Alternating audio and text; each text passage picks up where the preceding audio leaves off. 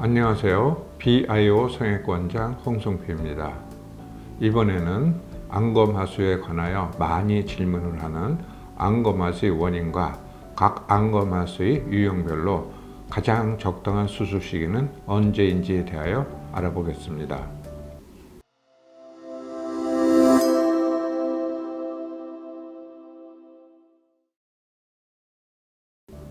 우선 첫 번째 질문으로 안검하수가 선천성인지 아니면 나이가 들면서 생기는 후천성인지에 관한 내용입니다. 일반인들이 안검하수는 대개 나이가 들면서 생기는 것으로 알고 있는데 대부분이 선천성입니다. 즉, 출생 시부터 안검하수를 가지고 태어난 경우가 대부분입니다. 그리고 일부 약 20% 정도가 후천성인데 출생 시에는 정상이었던 눈에 근막이 벌어지거나 눈꺼풀 안에 지방량이 감소하면서 안검하수가 생길 수 있는데 이런 경우가 후천성 안검하수입니다. 우선 선천성 안검하수에 대하여 알아보겠습니다. 선천성 안검하수는 정도에 따라 경도, 중등도, 고도 안검하수로 구분하는데 각각 수술 방법 그리고 적절한 수술 시기가 다 다릅니다. 우선 경도의 안검하수는 어려서는 정상으로 보이며 성장을 하면서 안검하수가 있다는 것을 조금씩 느낄 수 있는 경우로서 일찍 교정할 필요는 없습니다. 중등도 안검하수의 경우는 어려서는 정상으로 보일 때도 있지만 힘을 빼면 졸려 보이거나 힘이 없는 눈으로 보여 안검하수 눈이라는 것을 쉽게 느낄 수 있습니다. 이 경우는 가능하면 나이가 들기 전에 교정을 해주는 것이 좋습니다. 그리고 고도 안검하수는 어려서부터 눈이 잘 떠지지 않으므로 쉽게 판단이 되며 기능적인 면 때문에 어린 나이에도 수술을 해야 하는 경우가 있습니다. 선천적으로 경도나 중등도 안검하수가 있는 눈에 생기는 현상에 대하여 말씀드리겠습니다. 힘을 주면 눈은 크게 떠지지만 힘을 주거나 눈썹이나 이마를 당겨서 눈을 뜨게 되므로 눈썹과 눈꺼풀이 처지게 됩니다.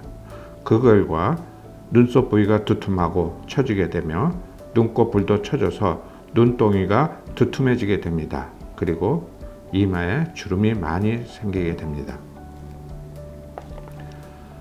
안검하수를 교정하지 않으면 눈썹과 눈꺼풀이 처짐 현상이 계속 진행을 하므로 본인 나이보다 10년 이상 나이가 들어 보이게 되며 이런 상태가 된 다음에 수술을 하면 일찍 교정을 한 경우보다 미용적인 면에서 좋은 결과를 얻기 힘듭니다. 그래서 수술 시기가 중요합니다. 눈과 눈썹이 많이 처지기 전에 일찍 수술을 하는 것이 좋지만 안검하수 수술은 수술 중에 환자의 협조가 필요한 수술이어서 대략 중학교 3학년부터 고등학교 학생 때 수술을 하는 것이 가장 바람직합니다. 그리고 일부 중등도 안검하수에서 이마로만 눈을 뜨는 경우가 있는데 이런 경우는 눈 뜨는 근육이 굳어서 고도 안검하수 상태로 변하는 경우도 있습니다. 그래서 이런 이유로 조기에 수술을 하는 것이 바람직합니다. 다음은 선천성 안검하수의 정도에 따라 시행해야 하는 수술 방법에 대하여 말씀드리겠습니다.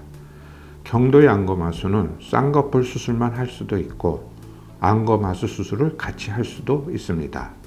쌍꺼풀 수술만 하면 눈과 눈썹 사이가 더 좁아지지 않고 눈두덩이도 더 두툼해지지 않습니다. 안검하수 수술을 같이 하면 또렷한 눈 상태가 되어 좋아 보이지만 눈과 눈썹 사이가 좁아지고 눈두덩이가 더 두툼해지는 경향이 있어 수술 방법을 선택할 때 이런 점을 고려해야 합니다. 다음은 중등도 안검하수입니다. 중등도 안검하수인데 안검하수 교정 없이 쌍꺼풀 수술만 한 경우나 안검하수를 제대로 교정하지 못한 경우는 큰 쌍꺼풀이 만들어지고 소세지가 있는 눈 상태가 되며 수술 전보다 눈뜨기는 더 힘들어집니다. 그래서 중등도 안검하수는 수술 전에 안검하수 정도를 측정해서 정확하게 교정을 해줘야 합니다. 사진의 경우는 중등도 안검하수인데 쌍꺼풀 수술만 한 경우와 안검하수를 저교정한 경우인데 안검하수 재수술로 정확히 교정하여 정상 눈에 자연스러운 쌍꺼풀이 생긴 눈 모습으로 바꿔준 경우입니다. 다음은 고도 안검하수입니다. 고도 안검하수는 눈 뜨는 근육의 기능이 거의 없는 상태로 눈이 거의 떠지지 않고 위를 볼 때도 눈꺼풀이 올라가지 않는 상태입니다. 이런 고도 안검하수는 어려서부터 눈을 뜨기 힘들기 때문에 쉽게 고도 안검하수인 것을 알 수 있습니다. 이런 고도 안검하수의 수술 시기 그리고 수술 방법입니다. 어려서부터 눈이 떠지지 않아 시력을 손상시킬 가능성이 있는 경우는 어렸을 때 전신 마취로 수술을 해 주어야 합니다. 예전에는 허벅지에서 힘줄을 떼어서 이식하는 전두근 걸기 수술을 하였는데 재발을 하여 성인이 된 다음에 재수술을 해야 되는 경우는 눈이 덜 감기는 토환이 심하게 남습니다. 그래서 이런 점을 고려해 어렸을 때 수술을 해야 한다면 눈꺼풀의 성장에 영향이 없게끔 눈꺼풀을 간단히 올려주는 수술을 받는 것이 좋습니다. 그리고 시력에 영향을 주지 않는 경우는 수술 중에 협조가 가능한 나이인 중학생이나 고등학생 때까지 기다렸다가 공통근막이나 근육수술로 교정하는 것이 좋습니다. 그래야 기능적인 면 그리고 미용적인 면에서도 우수한 결과를 얻을 수 있고 수술 후 눈이 덜 감기는 토환도 최소화할 수 있습니다. 고도 안검하수인데 젊었을 때 안검하수 교정을 받고 재발을 하여 공통근막 수술로 재수술을 한 경우입니다. 고도 안검하수인데 어려서부터 여러 번의 안검하수 수술 후 계속 재발을 하여 공통근막 수술로 재수술을 한 경우입니다.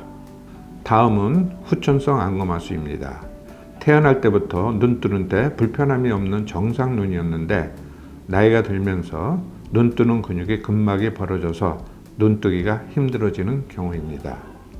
이런 경우는 눈꺼풀의 내측 부분부터 안검하수가 생기기 시작하며 진행이 되면 전체적으로 작게 떠지는 상태가 되고 시간이 지날수록 점점 심한 안검하수 상태가 됩니다. 이런 거근 근막이 벌어져서 생기는 후천성 안검하수는 발견 즉시 교정해 주는 것이 좋습니다. 만약 그냥 방치하면 근막이 벌어짐이 점점 심해져서 연결해야 될 간격이 점점 커지게 되고 그 결과 수술 후에 눈이 덜 감기는 토환이 생길 가능성이 많아지며 근육도 퇴화하기 때문에 재발할 위험성이 많아지게 됩니다. 이런 근막이 벌어져서 생긴 후천성 안검하수의 수술 전 모습과 수술 후 모습입니다. 다음은 후천성 안검하수 중 눈 안의 지방량이 감소해서 생기는 안검하수입니다. 눈 안에 지방이 없어지면 눈은 점점 함몰되고 눈꺼풀에는 여러 겹의 쌍꺼풀이 만들어지거나 큰 쌍꺼풀이 만들어집니다. 그리고 안검하수 상태가 되어 눈뜨기가 힘들어지게 됩니다. 눈 안에 지방이 없어져서 생기는 안검하수는 초기에는 경한 안검하수 상태이지만 지방량이 점점 감소하면 안검하수는 점점 심한 고도 안검하수 상태가 되어 눈뜨기가 점점 힘들어지게 됩니다. 이런 경우에 눈 뒤에 있는 지방을 꺼진 부위로 이동하는 수술을 해주면 됩니다. 지방 이동을 해주면 안검하수는 최대 3mm 정도가 저절로 호전이 됩니다. 그래서 교정해야 할 안검하수 양이 줄어들게 됩니다. 만약 조기에 교정을 하지 않고 수술 시기가 늦어지게 되면 교정해야 할 안검하수 양이 많아지고 그 결과 토환이 생길 가능성이 많아집니다. 그리고 함몰 부위를 충분히 채워줄 수 없게 되어 함몰 변형이 남을 수도 있습니다. 이 사진의 경우는 함몰된 눈에 생긴 4mm 정도의 안검하수였는데 지방 이동 후 정상 눈높이가 되어 추가 안검하수 교정 수술 없이 쌍꺼풀만 만들어준 경우입니다. 이 사진의 경우는 안검하수가 상당히 진행을 하여 6mm 정도의 심한 안검하수가 된 상태로서 지방 이동 후 4mm 정도의 안검하수가 호전이 되어 추가로 2mm 정도의 안검하수만 교정을 해서 정상 눈높이가 된 경우입니다. 이 사진의 경우는 안검하수가 상당히 진행을 하여 눈꺼풀이 거의 움직이지 않는 심한 상태가 된 경우로서 지방 이동 후 3mm 정도의 안검하수 교정이 추가로 필요했던 경우입니다. 수술 후에 경도의 안검하수가 남았습니다. 오늘 말씀드린 내용을 정리해보면 선천성 안검하수는 시력에 영향을 주지 않는 상태라면 미용적 결과가 우선되어야 하므로 눈꺼풀이 처짐도 비교적 적은 중학교 3학년 내지 고등학교 시절에 수술하는 것이 가장 적당합니다. 만약 시력에 영향을 준 정도라면 어렸을 때는 시야를 확보할 수 있는 간단한 수술을 시행하고 고등학생 때 최종 수술을 받는 것이 가장 바람직합니다. 근막이 벌어진 경우 그리고 눈꺼풀이 지방량이 감소해서 생기는 후천성 안검하수의 경우는 시간이 지나면서 안검하수가 점점 심해지고 토환이 생길 가능성이 많아지므로 발견 즉시 수술을 해주는 것이 좋습니다.